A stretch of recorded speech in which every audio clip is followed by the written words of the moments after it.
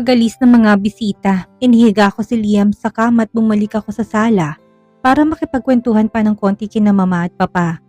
Pakiramdam ko kasi marami pa silang gustong malaman tungkol kay Floyd at sa estado ng relasyon namin.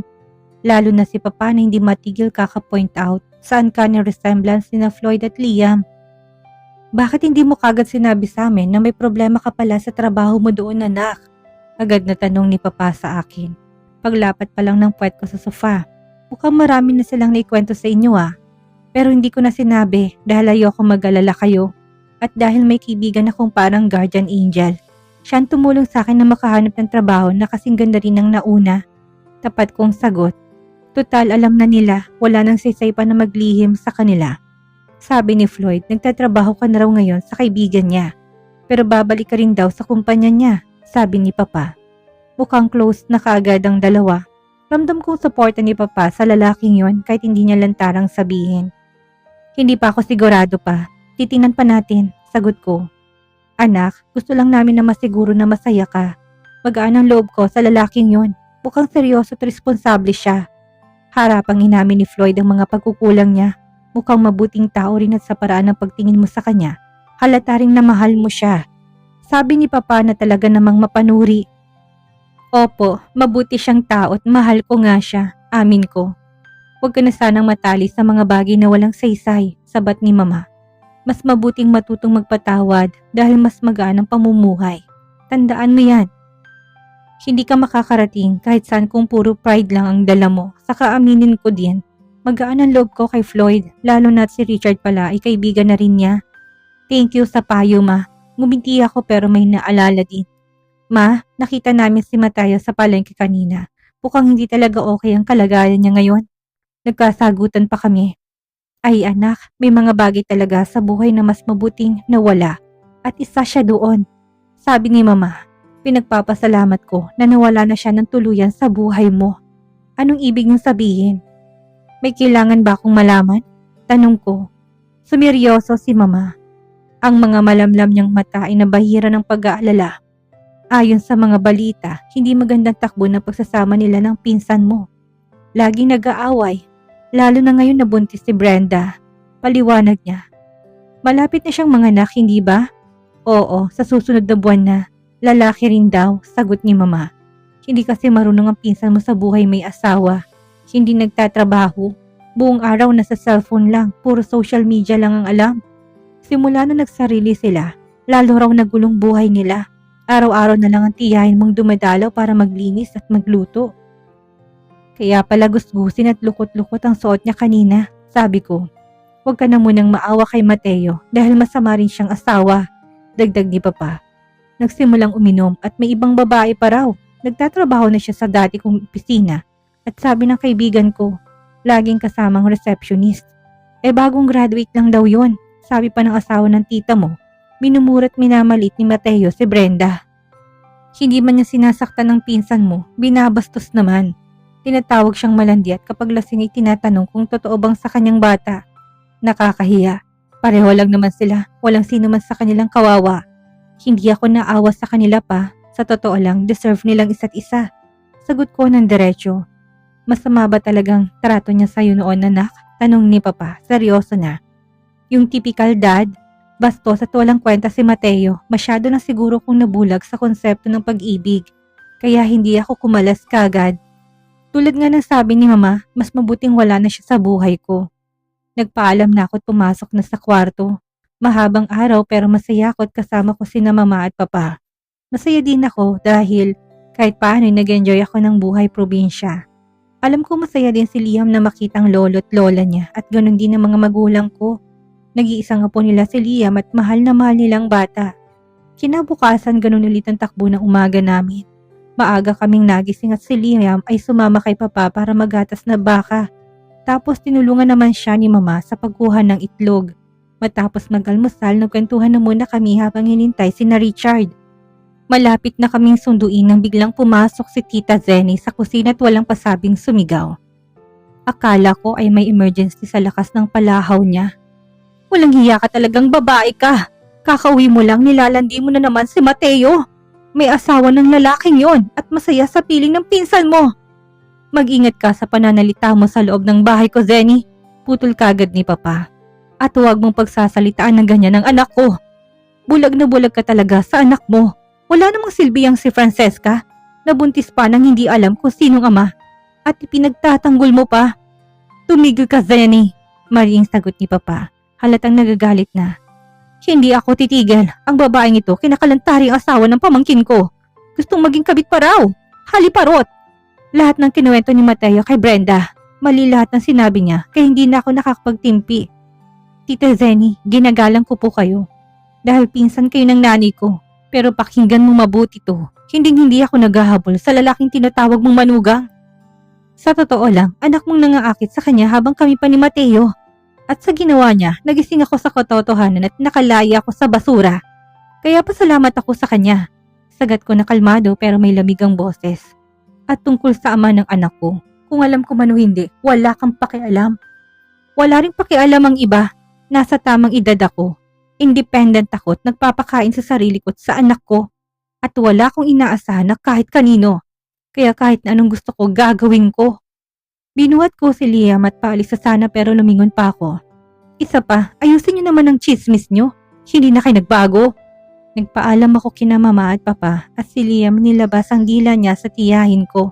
Dahilan para matawa ko habang palabas ng bahay. Alam ko hindi pa tapos ang sigalot na ito pero handa akong ipagtanggol ang sarili ko. Pati na rin ang mga taong mahal ko. Naghintay ako sa gate kasama si Liam. Ilang minuto lang ay may itim na sasakyan na tumigil sa amin. Mabilis akong sumakay sa kotse bago pa man bumaba si Floyd para tulungan ako. Nahalata niya kagad na hindi magandang timpla ko. Ano ba problema, mahal? Tanong ni Floyd sa akin habang papalay yung kotse. Dumating ang tiyahin ko sa bahay at gumawa ng hindi kaaya-ayang eksena. Pero sasabihin ko sa iyo mamaya, ayoko munang mabahala. Magandang umaga sa inyong dalawa. Ngumiti ako para baguhin ang mood. Si Liam ang nagkwento sa buong biyahe. Sinabi pa niya kay Tito Floyd niya kung paano niya dinilaan ang wish at nagtawanan kaming lahat. Pagdating namin sa bahay ni Danica, naging mainit ang pagtagap sa amin. Labis nilang in-enjoy si Liam at gustong-gusto nila na magkaroon ng isa na namang apo kahit na alam nilang hindi pa handa si Danica para sa ganyan. Pagkatapos ng isang masaya at masarap na lunch, tinawag ni Mr. Fernandez na Floyd at Richard sa opisina para sa usapan na pang negosyo. Habang abala sila, nagkwentuhan naman kami ni Danica at ng nanay tungkol sa buhay namin sa Manila. Katulad ng kwento namin sa aking magulang. Sinabi namin na maayos naman kami doon at hindi nila kailangan mag-alala sa amin. Bago kami umalis, nag-ayos na muna kami ng maleta ni Danica dahil flight nila mamayang gabi. Plano naming dalhin si Liam sa ice cream shop tapos sa bahay namin para kukunin ng gamit. Pagkatapos naman, hihinto sa bahay ni Richard at saka na sa airport. Ninang, ice cream? Excited na tanong ni Liam na lumabas kami ng kotse. Syempre naman, pupunta tayo dahil ayaw ko magtampong favorite ni na anak ko. Tugon ni Danica at ngumiti si Liam ng ubod lapad. Nakaakbay si Richard kay Danica. Bit-bit ng ninang si Liam at kami naman, magkasama kaming naglalakad habang hawak ni Floyd ang kamay ko. Para kaming dalawang pamilya na nag-ice cream date. Naghanap kami ng lamesa sa labas at pagkaupo namin narinig kong nakakainis na boses ni Brenda mula sa likuran.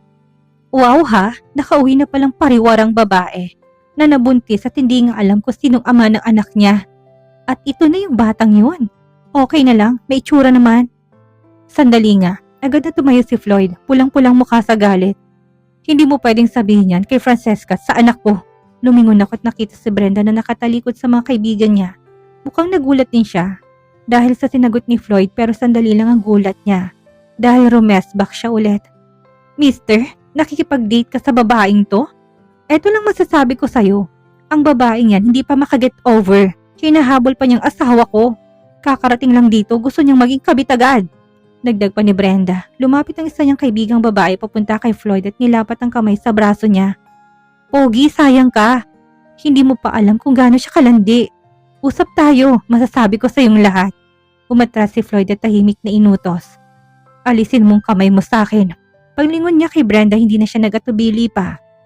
Kapit-bahay mo yata yung payat na babae na pumunta sa bahay niyo ni Mateo, hindi ba? Mukhang siyang kalandian ng asawa mo dito habang abala ka sa kakagala.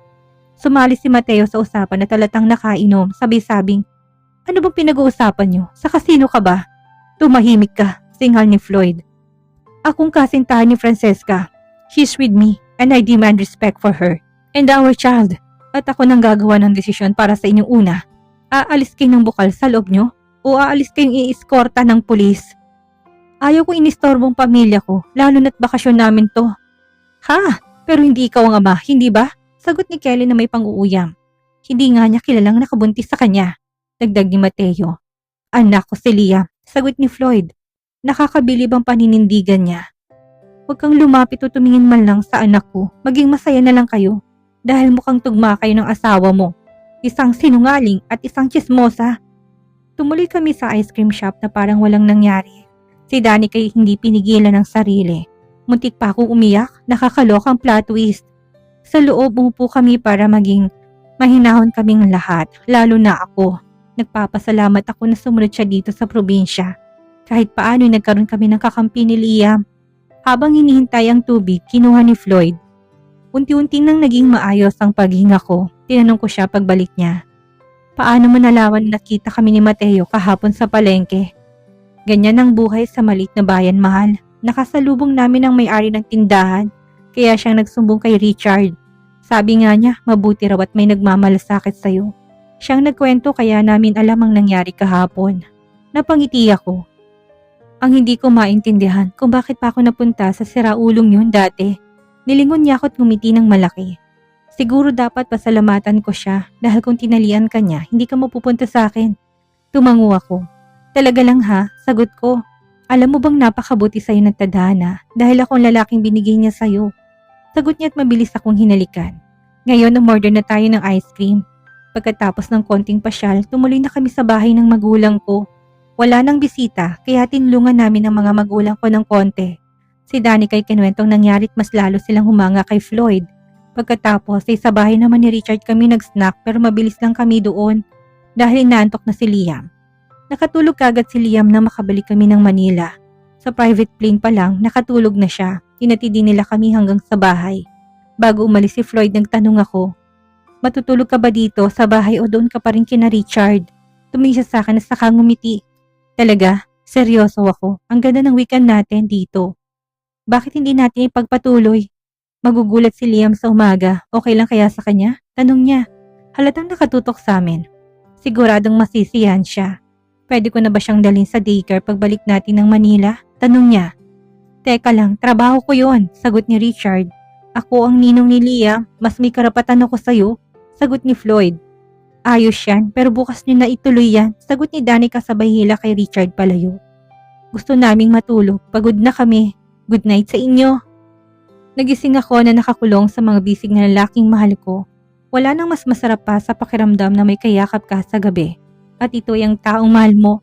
Nakasandal ang ulo ko sa dibdib ni Floyd. Magkayakap ang aming mga bintit mahigpit ang pagkakayakap niya sa akin.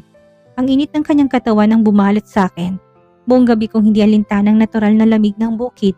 Pakiramdam ko'y payapang buong mundo ko dahil sa gabing yon. Magandang umaga, mahal ko. Bulong niya sabay halik sa tuktok ng ulo ko. Tumingala ako sa kanya at ngumiti. Paanong ganyan ka pa rin kagwapo kapag gising mo? Anong black magic yan? Tumawa siyang nang mahina tinaplos ang labi ko. Namumula din siya sa hiya. Ulitin mo nga, hindi ko kasi narinig. Medyo mahina ng pandinig ko kasi na ikaw ang pinakagwapong lalaking nakita ko sa buong buhay ko. Pero bingi nga lang. Sayang ang kagapuhan, biro ko habang pinagmamasdan ng kislap sa kanyang mga mata. Gusto ko yan. Sabi niya habang lumalawak ang ngiti. Pero ang gusto ko talagang marinig ay yung isa. Sana man lang may bumulong sa'yo ng guardian angel. Para naman kompleto ang araw ko. Magandang umaga, mahal. Bulungkot nakita ko kung paano lalo siyang lumambot. Lumapit siyang lalo. Hinawi ang buhok ko sa pisngi tinitigan ako ng matagal. Hindi mo alam kung gaano ko kasaya na sa mga bisig ko nakita, nagigising. Gusto ko ganito araw-araw habang buhay. Hinalikan niya ako ng marahan, may buong pag-ibig. May pag-aalaga sa haplos ng kanyang mga lapit sa bawat yakap niya ay may init na napapabilis ang tibok ng puso ko. Sa bawat sandali nararamdaman kong buo ako. Dahil ako ay kanya. Maaga pa kaya nabigyan pa namin ng pagkakataon ng mga sarili namin. Sana ganito na lang palagi, bulong ko matapos naming maghiwalay. Pero malamang may maririnig tayong maliliit na yapak sa hallway sa ilang minuto lang. Butit hindi niya naabutan na may ginagawa si mommy at daddy. Natawa ko't lalong humigpit ang yakap ko sa kanya. At kapag dumating siya, makikita na tayong nakangiti. Matapos ang ilang sandali bumangon kami at sabay naligo. Hindi para sa mabilisang paliligo kundi para sa halak at mga nakaw na halik. Pagpasok namin sa kusina, naroon na sina Richard at Danica, umiinom ng kape. Tinan ko ang gwapo kong inaanak, sigaw ni Danica sabay buhat at halik kay Liam. Ninang, ihatid daw po ako ni Tito Floyd sa school. Buong yabang na anunsyo nito. Floyd, nandaya ka, biro ni Richard na kunwari nasaktan dahil hindi siyang napili. Hindi pa tayo nagkaalaman kung sinong maghahatid sa kanya. Paano mo nagawang magtaksil sa kaibigan mo? Hindi yan papayag, akin siya ngayon, sagot ni Floyd. Sabay ngiti tinagaw ang tasa ng kape sa akin. Huwag kang mag-alala, Lia, kami naman ang susundo mamaya sa'yo. Dadaling ka namin sa kondo ni Tito Richard mo, sabi ni Danica. Nakangiting may halong pananakot sa akin. Bibilang kita ng toys kahit na anong gusto mo. Naku, eto na, sisirain yung disiplina ng anak ko sa kaka-spoil nyo. Ang nani naman ang spoil nyo, reklamo ko sabay tawa. Nagkatingin na lang sila at sabay-sabay nang ngumiti. Parang sinasabi sa akin na yun naman talagang balak nilang gawin kung kaya dapat ko nalang tanggapin na hindi lang akong magulang ni Liam ngayon. Sabay kami nag-almusal pagkatapos ay kanya-kanya na kami ng lakad. Pagka-drop kay Liam sa daycare, naging seryoso si Floyd habang papunta kami sa opisina ko. Mahal, hintayin ko makausap mo si Jaime para maayos ang pagbabalik mo sa kumpanya ko. Pagbabalik, napakurap ako. Pagbalik sa kumpanya mo? Sa Russo Group, syempre, sagot niya. Parang wala lang. Babalik ka na sa trabaho sa akin. Hindi pwede na sa ibang kumpanya ka mababaliw ako. Kapag hindi kita kasama araw-araw at talagang magaling kang assistant. Kailan naman ako pumayag dyan? Tanong ko, gulat na gulat. Nung bumalik ka sa akin. Package deal na yan, Francesca. Ayoko maghapon tayo magkalayo. Floyd, hindi na ako babalik doon. Masaya na ako sa Versosa Holdings. O mahal ko, mangyarit mangyayari yan. Huwag na natin gawing komplikado. Pwede nang ako na lang ang magsabi kay Jaime kaso ayaw ko naman na isipin mong nakikialam ako. Sigurado ka ba? Matatapos lahat ng pinagdaanan ko doon. Iniisip mong basta na lang akong babalik at uupo sa parehong opisina sa parehong sofa? Hindi, Floyd. Ayos na ako ngayon. Iwan na natin sa nakaraan ang dapat iwan. Hinawakan niyang kamay ko. Namimiss lang talaga kitang makasama. Hindi lang sa bahay, kundi sa lahat. Narito ako, mahal. Kasama mo ko, pero hindi na sa opisina. Tapos ng kabanatang yon, sagot ko. Mahinahon ngunit matatag. Nakapagpasya na ako. Ayaw ko na makabangga pa si Felicity o si Rubilin o mas malala si Mr. Andres. Napabuntong hininga siya habang pinaparadang sasakyan sa tapat ng Versosa Holdings. Tignan na lang natin, Francesca. Tignan natin. Yumuko siya, tinalikan ako. Bumaba ako sa kotse na may ngiti sa labi. Matatag, buo at higit sa lahat, ako na uli si Francesca Moretti at handa na akong harapin ang bagong yugto ng buhay ko, kasamang mga mahal ko. Tama ang mga kaibigan ko, ang kailangan ko lang ay ang lumayo para makapag-isip.